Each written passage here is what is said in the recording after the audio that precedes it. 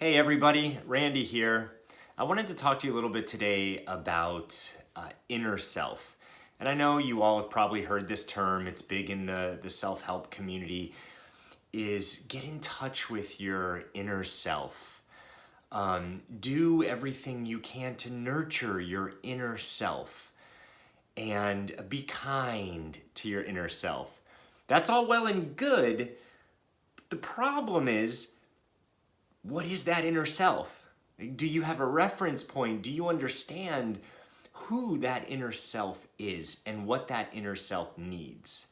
So another way of saying inner self are the quieter parts of you, the parts of you who, that 4 or 5-year-old who didn't get a chance to express themselves in the way that they needed.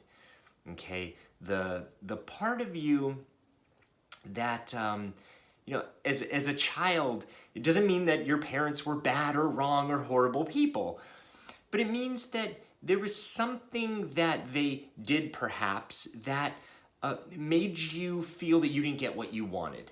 Okay, and again, not wrong or right. But then you carry that with you. You carry it with you in relationships, and I guarantee that it's showing up with your significant other in some way. Have you ever been triggered by your partner? They say something, and your reaction is out of balance with what the situation is calling for, but your heart is pumping, and you feel this upsurge of energy. Well, that most often is that inner self, that part of you, that childlike self that needs to say something, that is feeling the same way that it felt a long time ago. The problem is you're an adult now, right? You're an adult and you're not recognizing that, hey, there's a 5-year-old inside of me that needs to say something, that needs to express themselves, that needs to heal. So that is a part of your inner self that needs time to express themselves, that needs you to recognize, hey, it's me, I want attention, please pay attention to me. Okay, that's one part of inner self. The other part of inner self is the intuition part, the inner guidance part, right? Some people call it higher self or unlimited self, but it's your inner self, your inner world. And I'm a huge proponent of getting more in touch with this inner self. And of course, why not? It resonates as true, right? Of course we need to get in touch with our inner selves. Of course we need to know ourselves more. But there is a real big disconnect between, of course I should be doing that, and I am doing that. So why is it so hard to get more in touch with our inner selves? Well, life is distracting these days. There's lights over here, shiny objects over here. Hey, look here. Hey, look there. Hey, excuse me, can you buy this? Oh, hey, you have responsibilities.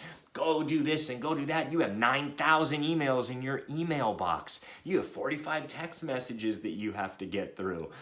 You have so many things that you have to do that there is a never-ending time suck. How could you get the time to still yourself for a second and go within?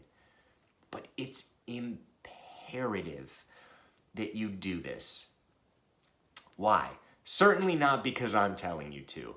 It's imperative that you do this if you want to feel the ultimate feeling of presence.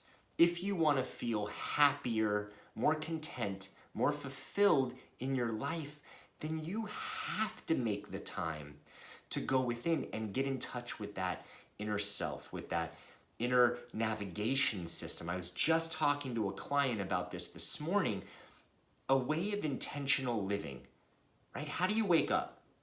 How do you go to bed?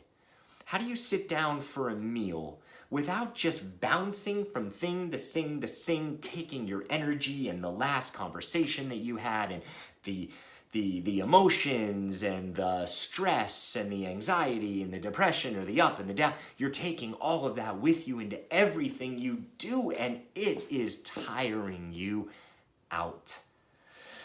I'm tired just talking about it. So it really helps to take these various moments throughout your day and go within, right? Set an intention, and not just set it and say, today I'm gonna live as grateful as possible, recognizing the things that I have. It's not just enough to say that, but feel it, connect with it. Find something that you're genuinely grateful for and feel the emotion equal to the gratitude that you have. When those meet, something magical happens. And you start to develop that connection to your inner self.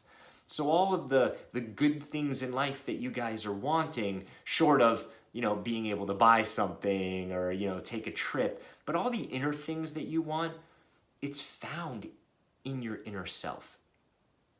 Okay? And it takes trust, it takes practice, it takes developing that skill to really start to listen to your inner self, to listen to the guidance that you're being given all the time, because it's there. I promise you, I've spent years doing this and I know it's there. And I was one of those that said, I can't get my answers. I can't hear anything. It's not there. I assure you that it is. It just takes practice, trust, and time. Okay?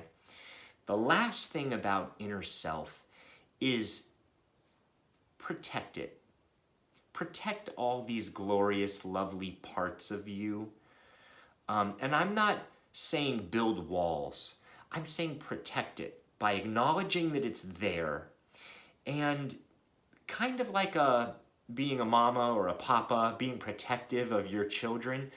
Be protective about what you let infiltrate this vulnerable, sweet, amazing, powerful self, right? Feed it well, nurture it well, take care of it, listen to it. When it has something to say, listen, and it will take you a really, really far way. I'm convinced that you can get all the things you want to get out of life by developing this connection and protecting your beautiful inner self.